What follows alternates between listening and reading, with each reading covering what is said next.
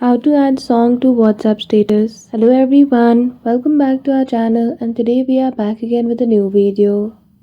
So without any delay, let's get into it. For that, firstly open WhatsApp, go to update, then after click on my status at the top. Choose a photo or video which you want to include in WhatsApp status.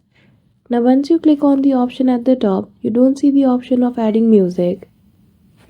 So far, even if you update, go to Google Play Store, search for WhatsApp.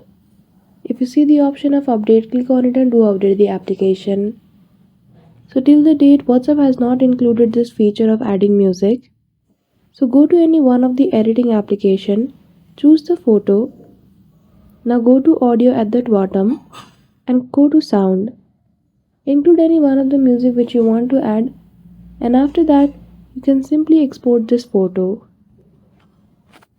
Once exported, go to WhatsApp and upload it. So that's it. I hope you found this video helpful. If you did, don't forget to give it a thumbs up and subscribe to our channel for such tutorial. Thank you for watching till the end.